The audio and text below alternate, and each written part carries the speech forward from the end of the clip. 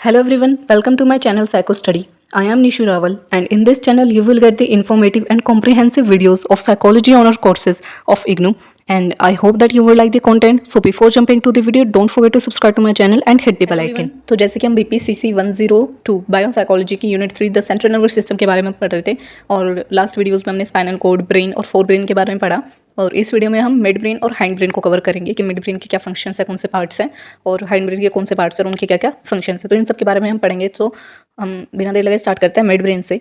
The middle portion of the brain is known as the mid brain और mesencephalon. जो brain का mid part है, middle portion है, उस ब्रेन को क्या कहते हैं? उस ब्रेन को कहते हैं मिड ब्रेन और जिसे हम मेसेनसेफेलन भी कहते हैं। ये मिड ब्रेन का दूसरा नाम है मेसेनसेफेलन। और मिड ब्रेन के दो पार्ट्स हैं मेनली, जिसमें फर्स्ट है टेक्टम एंड टेगमेंटम। कौन से पार्ट्स है? टेक्टम और टेगमेंटम। तो इन दो पार्ट्स के बारे में हम आगे पढ़ेंगे। The mid brain is composed of white tracts and reticular formation.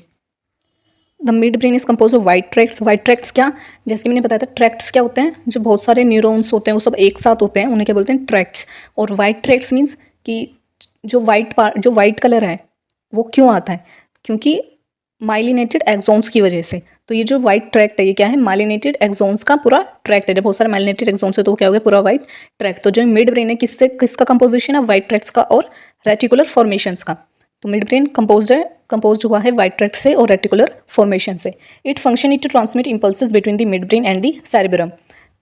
तो ये जो मिड ब्रेन है इसका फंक्शन क्या है? इसका मेन फंक्शन है मिड ब्रेन में और सेरेब्रम में इम्पल्सेस को ट्रांसमिट करना। उनको ट्रांसमिशन इसका मेन फंक्शन है कि इम्पल्सेस जो है मिड ब्रेन से सेरेब्रम में ट्रांसमिट होती रहे। There is a inferior colliculus which serves as auditory centre while the superior colliculus functions as the visual center। अब मिड ब्रेन में दो पार्ट्स और हैं, inferior colliculus। inferior colliculus क्या करते हैं? which serves as auditory center। ये auditory center की तरह काम करते हैं। while the superior colliculus, बल्कि जो superior colliculus वो क्या करते हैं? उनका फंक्शन क्या है? visual center। यानी कि जो inferior colliculus हैं वो ऑडिटरी यानी कि ऑडिशन यानी कि जो भी चीज़ हम सुनते हैं उनके फंक्शंस के लिए रिस्पॉन्सिबल है। और जो सुपीरियर कॉलिक्यूलस हैं उनका क्या फंक्शन है? Visual centre. यानी कि वो हमारी जितनी भी विजुअल एबिलिटी है उसके फंक्शंस में इन्वॉल्व है। The mid brain is also responsible for the certain nerve reflexes. जो हमारा मिड ब्रेन है वो कुछ नर्व रिफ्लेक्सेस के लिए भी रिस्पॉन्सिबल है, जैसे कि pupillary reflexes and eye movements. यहाँ पे PU आएगा, PUPILLARY, प्यूपिलरी रिफ्लेक्सेस। बुक में भी स्पेलिंग गलत है। एंड आई मूवमेंट्स, यानी जैसे कि जो इलस्ट्रेशन आपके सामने, इसमें क्या है? एक डॉगी है और डॉगी के आइज़ में क्या है? लाइट चल रही है। डॉगी के आइज़ में हमने लाइट को रिफ्लेक्ट करा है। उसकी वजह से जो ये प्यूपिल है, देखो इस आइज़ में जो प्यूपिल का साइज़ है वो क्या है और इस आइज़ में जो प्यूपिल का साइज़ है वो छोटा हो गया है। तो ये जो रिफ्लेक्सेस होते हैं हमारी आइज़ में, हमारी प्यूपिल में, कि जब हम धूप में जाते हैं या फिर बहुत ज़्यादा रोशनी में जाते हैं तो हमारी जो प्यूपिल होती है वो क्या होती है? कॉन्ट्रैक्ट हो जाती है यानी कि छोटी हो जाती है। और जब हम वापस नॉर्मल जैसे एटमॉस्फेयर में जाते हैं जहाँ पे लाइट नॉर्मल है तो उस टाइम पे क्या होता है? जो हमारी आइज़ की पीपल होती है वो क्या होती है? नॉर्मल साइज़ में जाती है। तो ये जो पूरा कॉन्ट्रैक्शन होती है, जो रिफ्लेक्स रिस्पॉन्सेज होते हैं पीपलरी के, ये भी हमारा मिड ब्रेन कंट्रोल करता है। एंड दी आई मूवमेंट्स, और जितनी भी हमारी आइज़ की आई मूवमेंट्स है उसे भी कंट्रोल करता है, उसके लिए भी रिस्पॉन्सिबल होता है। अब जैसे कि हमने पढ़ा था कि मिड ब्रेन में क्या दो मेन पार्ट्स हैं, दो मेन पार्ट्स में डिवाइड करा गया है मिड ब्रेन को, जिसमें फर्स्ट है टेक्टम और दूसरा है टेगमेंटम। तो पहले हम टेक्टम के बारे में पढ़ेंगे। The top part of the mid brain is known as tectum. जो मिड ब्रेन का सबसे टॉप पार्ट है उसे क्या कहते हैं? Tectum. It has two colliculi on either side as superior colliculus and inferior colliculus. और जो हमने अभी कॉलिक्यूलस के बारे में पढ़ा था वो भी इसी में आते हैं। इट हैज़ टू कॉलिक्यूलाई, इसमें दो कॉलिक्यूलाई होते हैं, इन्फीरियर एंड सुपीरियर कॉलिक्यूलस, और ये दोनों ही टेक्टम में आते हैं। The function of the inferior colliculi is to relay auditory information. जैसे हमने पीछे ही पढ़ा कि जो इन्फीरियर कॉलिक्यूलाई है उसका क्या फंक्शन है? ऑडिटरी फंक्शंस, यानी कि जितने भी हम सुनने में, हमारे जो ऑडिशन में ऑडिटरी जितने भी इन्फॉर्मेशंस हैं उन सबको परसीव करने में किसका काम होता है? इन्फीरियर कॉलिक्यूलाई का। The function of the superior colliculi is to relay visual motor system. जितने भी हमारी विजुअल से लेकर के, यानी कि हम जितनी भी चीज़ें सीन करते हैं, जितने भी विजुअल इन्फॉर्मेशन है उन सब के लिए कौन रिस्पॉन्सिबल है? कौन उन्हें फंक्शन करता है? सुपीरियर कॉलिक्यूलाई। तो टेक्टम हमने कवर कर लिया, टेक्टम में बस इतना ही। अब नेक्स्ट क्या है? टेगमेंटम। तो टेगमेंटम का क्या काम है? Tegmentum lies in the middle of the mid brain. अब मिड ब्रेन के टॉप पे तो टेक्टम आता है और मिड ब्रेन के मिडल में आता है tegmentum. It includes some parts of the reticular formation and some extensions that lie in the path between the fore brain and the hindbrain. अब इसमें कुछ पार्ट्स ऐसे हैं, इसमें कुछ पार्ट्स इंक्लूड किसके हैं, रेटिकुलर फॉर्मेशन के पार्ट्स इसमें इंक्लूड है, and some extensions that lie in the path between the fore brain and hind brain. और इसके कुछ पार्ट्स, टेगमेंटम के कुछ पार्ट्स क्या हैं, फोर ब्रेन और हाइंड ब्रेन के जो पाथ है, जो रास्ता है, उसमें लाई करते हैं, उनके बीच में लाई करते हैं। यानी कि जो मिड ब्रेन है वो क्या है, मिडिल पार्ट है ब्रेन का, ठीक है। उस मिडिल पार्ट के मिड में, यानी कि मिड ब्रेन के जो मिड पार्ट है उसमें क्या है, टेगमेंटम, जो कि रेटिकुलर फॉर्मेशन से बना, और उसके कुछ एक्सटेंशंस क्या है, फोर ब्रेन और हाइंड ब्रेन के पाथ में लाई करती है, ठीक है। It has two nuclei as substantia nigra and the red nucleus. और इस टेगमेंटम में दो न्यूक्लियस हैं, सबसे इंपॉर्टेंट, इसमें दो न्यूक्लियाई हैं, substantia nigra and the red nucleus. तो ये दो न्यूक्लियस के अंदर the red nucleus is involved in motor functions. जो रेड न्यूक्लियस है वो मोटर फंक्शंस में इंक्लूड है, इन्वॉल्व है, while the substantia nigra black substance, यानी कि इसमें दो सब्सटेंस है, रेड न्यूक्लियस और ब्लैक जो सब्सटेंस है उसे सब्सटेंटिया नाइजरा बोलते हैं। और वो ब्लैक सब्सटेंस इसमें इंक्लूड है, प्रोड्यूसेस डोपामाइन। जो ब्लैक सब्सटेंस है वो एक बहुत इंपॉर्टेंट जो हार्मोन है, जो एक न्यूरोट्रांसमीटर है, डोपामाइन, उस न्यूरोट्रांसमीटर को प्रोड्यूस करता है, दैट प्रिवेंट्स पार्किंसंस डिसीज, जिसके बारे में हमने पहले भी जो वीडियोस उसमें पढ़ाई कि जो पार्किंसंस डिसीज है वो क्यों होती है, डोपामाइन के कमी की वजह से, डोपामाइन की कमी की वजह से क्या होती है, पार्किंसंस डिसीज हो जाती है। और इस डोपामाइन को कौन रिलीज करता है, टेगमेंटम में जो ये ब्लैक सब्सटेंस है, सब्सटेंटिया नाइजरा जो निकला है वो। बोथ आर इंपॉर्टेंट कंपोनेंट्स, ये दोनों ही कंपोनेंट्स बहुत ज़्यादा इंपॉर्टेंट है of the sensory motor system. Sensory motor system की, यानी कि जो सेंसरी मोटर सिस्टम है, यानी कि सेंसेशंस और जो मोटर न्यूरॉन से जो मिलकर के पूरा जो सिस्टम है, क्या है, सेंसरी मोटर सिस्टम। और इसके ये दोनों बहुत ही इंपॉर्टेंट कंपोनेंट्स हैं। The reticular formation has number of neurons that are interconnected to one another। जो रेटिकुलर फॉर्मेशन है वो क्या है, हैज़ नंबर ऑफ न्यूरॉन्स, इसमें बहुत सारे नंबर ऑफ न्यूरॉन्स हैं जो कि एक दूसरे से इंटरकनेक्टेड हैं। This network serves as a pathway to project the information to the cortex, thalamus and spinal cord. तो ये जो हम रेटिकुलर फॉर्मेशन के बारे में पढ़ रहे हैं, रेटिकुलर फॉर्मेशन क्या है, बहुत सारे न्यूरॉन्स हैं जो एक दूसरे से इंटरकनेक्टेड है, इसे क्या बोलते हैं, रेटिकुलर फॉर्मेशन। और इसका काम क्या है, this network serves as a pathway, यानी कि ये जो पूरा नेटवर्क है, यानी कि जो एक न्यूरॉन दूसरे न्यूरॉन से जुड़ा हुआ है, जैसे कि एक न्यूरॉन है, फिर दूसरा न्यूरॉन है, तीसरा, एक दूसरे से क्या है, इंटरकनेक्टेड है। और ये क्या काम करते हैं, एक पाथवे का काम करते हैं, यानी कि एक रास्ता है जिससे कि जितनी भी इंफॉर्मेशन है वो कहाँ तक जाए, कोर्टेक्स तक, थैलेमस तक और स्पाइनल कॉर्ड, यानी कि इन पार्ट्स में आपस में कोऑर्डिनेशन, इन्फॉर्मेशन ट्रांसफ़र हो सके, इन्फॉर्मेशन प्रोजेक्ट हो सके, ये पूरा उसके लिए एक पाथवे, एक रास्ता है। एक नेटवर्क क्या काम करता है, पाथवे बनाता है ताकि इन्फॉर्मेशन प्रोजेक्ट हो सके कोर्टेक्स में, थैलेमस में और स्पाइनल कॉर्ड में। It is responsible for maintaining arousal, sleep, attention and muscle movements. और टेगमेंटम किसके लिए रिस्पॉन्सिबल है, मेंटेनिंग अराउजल, अराउजल को मेंटेन करने में, स्लीप को मेंटेन करने में, अटेंशन को मेंटेन करने में और मसल मूवमेंट्स में भी ये इन्वॉल्व है। तो ये हमने मिड ब्रेन के फंक्शंस के बारे में पढ़ा कि मिड ब्रेन क्या है, उसके कितने पार्ट्स है, टेक्टम और टेगमेंटम। जो टेक्टम है वो मिड ब्रेन के टॉप पार्ट को कहते हैं और मिड ब्रेन के मिडिल पार्ट को क्या कहते हैं, टेगमेंटम। और इसके भी हमने सारे फंक्शंस पढ़े हैं। अब हम हाइंड ब्रेन के बारे में पढ़ेंगे। अब हाइंड ब्रेन के लिए सबसे पहले हम क्या, ये इलस्ट्रेशन देखेंगे। इस इलस्ट्रेशन में क्या है, ये फोर ब्रेन है, ये मिड ब्रेन है, ये जो हमने पढ़ लिया है। अब नेक्स्ट क्या है, ये पोन्स, मेडुला ओब्लॉन्गटा, मेडुला ओब्लॉन्गटा और सेरिबेलम। ये किसके पार्ट है, हाइंड ब्रेन के पार्ट। यहाँ पे लिखा भी हुआ हाइंड ब्रेन। तो ये क्या है, मिड ब्रेन, इसके नीचे क्या है, पोन्स, जो कि हाइंड ब्रेन का पार्ट है। फिर क्या, मेडुला ओब्लॉन्गटा, ये भी हाइंड ब्रेन का पार्ट है। और ये जो ट्री लाइक स्ट्रक्चर है, सेरिबेलम, ये भी किसका पार्ट है, हाइंड ब्रेन का। अब हाइंड ब्रेन क्या है, hind brain is the posterior part of the brain. Hind brain क्या है, ब्रेन का posterior part, which consist of metencephalon and myelencephalon, जिसमें मेटेनसेफलन और माइलेनसेफलन आते हैं।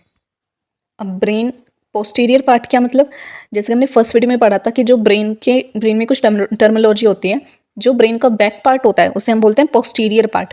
तो hind brain is the posterior part of the brain. Hind brain के brain का पोस्टीरियर पार्ट, जिसमें मेटेनसेफलन और माइलेनसेफलन, ये दो पार्ट्स आते हैं। अब मेटेनसेफलन में क्या आता है, metencephalon consist of cerebellum and pons. जो मेटेनसेफलन है उसके अंदर सेरिबेलम आता है, जो ट्री लाइक स्ट्रक्चर अभी हमने देखा था, और दूसरा पोन्स। ये दो पार्ट आता है मेटेनसेफलन में। वाइल माइलेनसेफलन इंक्लूड्स द मेडुला ओब्लॉन्गटा, जो माइलेनसेफलन उसके अंदर क्या आता है, सिर्फ मेडुला ओब्लॉन्गटा। तो टोटल 3 पार्ट्स हैं हाइंड ब्रेन के अंदर, पोन्स, सेरिबेलम एंड मेडुला ओब्लॉन्गटा। तो इन सब के बारे में अभी हम पढ़ेंगे। तो सबसे पहले हम पोन्स के बारे में पढ़ेंगे। Pons consist of white matter and reticular formation. Pons में क्या कंसिस्ट है, पोन्स क्या कंसिस्ट करता है, व्हाइट मैटर को और रेटिकुलर फॉर्मेशन को, जैसे कि हमने टेक्टम में पढ़ा था। It lies just above the medulla, ये मेडुला के जस्ट ऊपर होता है। पोन्स मीन्स ब्रिज, पोन्स का क्या मतलब है, bridge. And in fact it serves as a bridge between the cerebellum and upper parts of the brain. और ये इसको ये नाम भी क्यों दिया गया है, क्योंकि ये क्या सर्व, इसका फंक्शन क्या है, it serves as the bridge between the cerebellum and the upper parts of the brain. ये सेरिबेलम और ब्रेन के जो अपर पार्ट्स हैं, यानी कि जो ये हाइंड ब्रेन है कि पोस्टीरियर पार्ट है, यानी कि बैक पार्ट है ब्रेन का, और जो ब्रेन के अपर पार्ट्स हैं जितने भी, उनके बीच में जो इन्फॉर्मेशन के बीच में जो ब्रिजिंग का काम करता है, यानी कि इन्फॉर्मेशन पहुंचाने का जो काम करता है, वो कौन करता है, पोन्स। तो ये फंक्शन होता है पोन का, ये ब्रिज की तरह फंक्शन करता है, इस वजह से इसे नाम दिया गया है pons. Pons function to control the reflex of the body. Pons का क्या फंक्शन होता है, और कि जितने भी रिफ्लेक्सेस हैं हमारी बॉडी में उन सबको कंट्रोल करने का। It also helps in regulating respiration को रेगुलेट करने का काम भी होता है, एंड इन्फ्लुएंसेस स्लीप, और हमारी स्लीप को, ड्रीम को, अराउजल को, इन्हें भी ये इन्फ्लुएंस करता है। तो पोन्स क्या है, इस क्यों इस पार्ट को पोन्स नाम दिया गया है, क्योंकि पोन्स का मतलब होता है ब्रिज, और ये सेरिबेलम और अपर पार्ट्स जो हैं ब्रेन के, हमारे ब्रेन के अपर पार्ट्स, उनके बीच में ब्रिजिंग का काम करते हैं, इसलिए इसे नाम दिया गया पोन्स इस पार्ट को। और इसके फंक्शंस भी हमने अभी कवर कर लिया। अब हम नेक्स्ट पढ़ेंगे cerebellum. The cerebellum is the second largest part of the brain. जो सेरिबेलम है वो ब्रेन का सेकंड लार्जेस्ट पार्ट है। फर्स्ट लार्जेस्ट पार्ट कौन सा है, सेरिब्रम, और सेरिबेलम क्या है, सेकंड लार्जेस्ट पार्ट है ब्रेन का। Also refers as little brain, और ये किसी, और इसका एक दूसरा नाम भी है जिसे हम लिटिल ब्रेन कहते हैं, यानी कि सेरिबेलम को हम लिटिल ब्रेन भी कहते हैं, क्योंकि ये ब्रेन का सेकंड लार्जेस्ट पार्ट है। It is located at the base of the skull. ये स्कल की बेस में है, behind the pons and below the main part of the brain. Pons के बिहाइंड, यानी कि पोन्स के साइड में, जैसे कि हमने इलस्ट्रेशन में देखा था, and below the main part of the brain, और ब्रेन के मेन पार्ट के नीचे। And runs directly into the spinal cord, और स्पाइनल कॉर्ड में जितनी भी सेरिबेलम में इन्फॉर्मेशन होती है डायरेक्टली कहाँ रन करती है, स्पाइनल कॉर्ड में। The internal white matter of the cerebellum looks like veins of the leaf.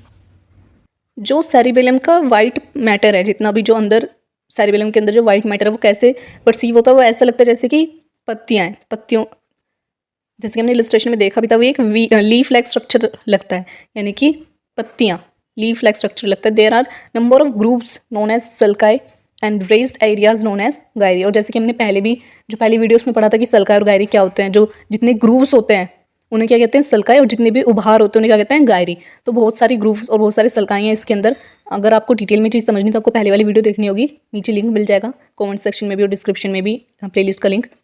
अब नेक्स्ट क्या है, there are long and small tracts in the cerebellum. अब सेरिबेलम में क्या है, बहुत सारे लॉन्ग और स्मॉल ट्रैक्ट्स हैं, और that send impulse within and to the cerebellum, जो सेरिबेलम में भी इन्फॉर्मेशन लेकर आते हैं और सेरिबेलम से इन्फॉर्मेशन दूसरे पार्ट से पहुंचाते भी हैं। The cerebellum controls the movement of the skeletal nucleus and enables in making smooth, efficient and coordinated movements then jerky runs. और सेरिबेलम क्या कंट्रोल करता है, जितने भी हमारे स्केलेटल मसल्स हैं उन मूवमेंट्स को कंट्रोल करता है, and enables in making smooth, efficient and coordinated movements. और इनेबल करता है कि हमारी जितनी भी स्केलेटल मूवमेंट्स हैं वो कैसे हो, स्मूथ हो, जर्की वंस ना, मतलब जर्की ना हो, झटकेदार ना हो, बहुत ही स्मूथ मूवमेंट हो हमारी स्केलेटल मसल्स की। तो ये फंक्शन भी किसका होता है, सेरिबेलम का। तो हमने सेरिबेलम भी कवर करा। अब आगे थोड़ा और सेरिबेलम के बारे में। It helps in maintaining the body posture and equilibrium. ये हमारी बॉडी के पोस्चर को और इक्विलिब्रियम को मेंटेन करने में हेल्प करता है। Learned reflexes, habits and skills are also maintain by this area.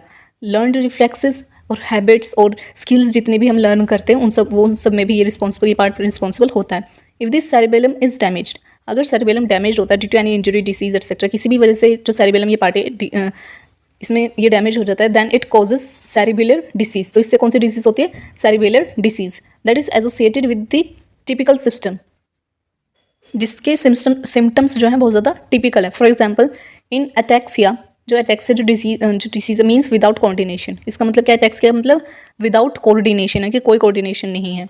The person faces problems in moving parts of the body the way one wants. यानी कि इसमें क्या होता है कि हमारी जो बॉडी की कोऑर्डिनेशन है वो हम मेंटेन नहीं कर पाते हैं, कोई भी कोऑर्डिनेशन नहीं होता। जैसे कि हम चाहते हैं हम अपने राइट हैंड को मूव करें तो हमारा लेफ्ट हैंड मूव हो जाता है, मतलब ऐसे करके बहुत सारी हमारी जो कोऑर्डिनेशन में प्रॉब्लम्स आ जाती है किसी भी पर्सन के। वो अपने हिसाब से अपनी मर्जी से अपने जो बॉडी है, जो मसल्स हैं, उन्हें मूव नहीं कर पाता। ट्रेमर्स बिकम मोर फ्रिक्वेंट, जो ट्रेमर्स है बहुत ज़्यादा फ्रिक्वेंट होने लगते हैं। जाइंट and walking is not stable and there are distribution in the equilibrium. और इस डिजीज़ में क्या हो जाता है, ट्रेमर्स बिकम मोर फ्रिक्वेंट। जो ट्रेमर्स यानी कि जो झटके लगते हैं वो बहुत ज़्यादा फ्रिक्वेंट होते हैं। यानी कि जब हम वॉक कर रहे होते हैं, जब हम चल रहे होते हैं, उस टाइम पर भी हमारी जो बॉडी है उसको वॉकिंग में बहुत ज़्यादा डिफिकल्टी आ रही होती है, क्योंकि हमें बहुत ज़्यादा हमारे जो पैरों में ट्रेमर्स हो रहे थे, यानी कि बहुत ज़्यादा झटके लग रहे होते हैं। इस वॉकिंग इज़ नॉट स्टेबल, और जब हम वॉक भी कर रहे हैं तो उस टाइम पे भी हम कोऑर्डिनेशन ढंग से नहीं कर पाते। इसकी वजह से क्या हम वॉक भी नहीं कर पाते, हम स्टेबल नहीं हो पाते हैं।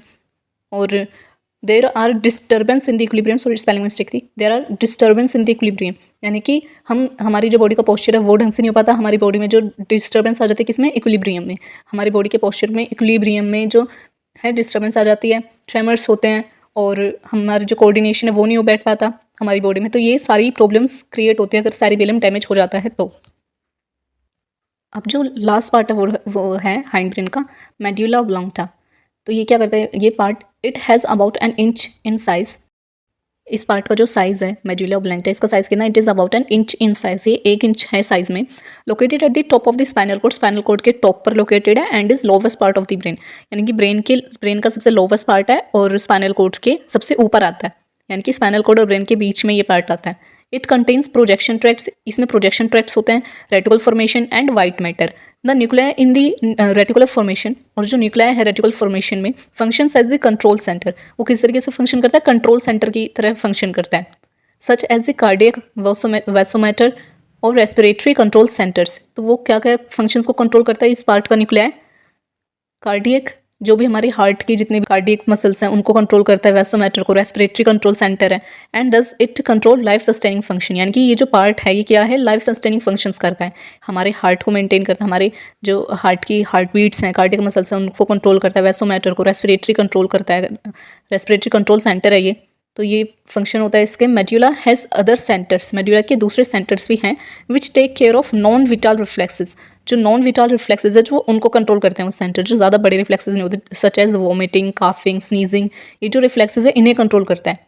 It is also the place where the sensory nerve coming from the left and right side of the body cross over making the sensory information from left side of the body going to the right hemisphere and vice versa. और ये part जैसे हमने अभी पढ़ा कि जो medulla ऑब्लांगटा जो part है हाइंड ब्रेन का, ये कहाँ पर होता है, स्पाइनल कोड के टॉप पर और ब्रेन के सबसे लास्ट में। तो स्पाइनल कोड से जितनी भी इन्फॉर्मेशन हमारी बॉडी की सारी इन्फॉर्मेशन क्या है, स्पाइनल कोड से हमारे ब्रेन तक जाती हैं। तो जितनी भी सेंसरी इन्फॉर्मेशन है जो हमारी बॉडी के राइट साइड से, लेफ्ट साइड से जो हमारी बॉडी के हमारे ब्रेन तक जा रही होती हैं, उन सबको ट्रांसमिट करने का काम करता है ये, जैसे कि क्रॉस मेकिंग करता है। जो हमारी ब्रेन की लेफ्ट बॉडी से, हमारी लेफ्ट साइड से बॉडी की जितनी भी इन्फॉर्मेशन वो कहाँ जाती है, हमारे राइट हेमिस्फीयर में, और हमारी बॉडी के राइट साइड से जितनी भी इन्फॉर्मेशन हो जाती है हमारे लेफ्ट हेमिस्फीयर में। तो ये जो क्रॉस सेक्शनिंग का, क्रॉस मेकिंग का जो काम होता है वो कौन करता है, मेड्यूला ऑब्लांगटा। और यहाँ पे हमने हमारे ब्रेन के सारी फंक्शंस, कितने पार्ट है, fore brain, mid brain, hind brain, इन सबको कवर कर लिया है। और आई होप कि वीडियो आपको अच्छी लगी तो वीडियो को ज़्यादा लाइक कर दें, ज़्यादा शेयर कर दें, और कमेंट में अपना फीडबैक ज़रूर दें, और चैनल को ज़्यादा सब्सक्राइब करें।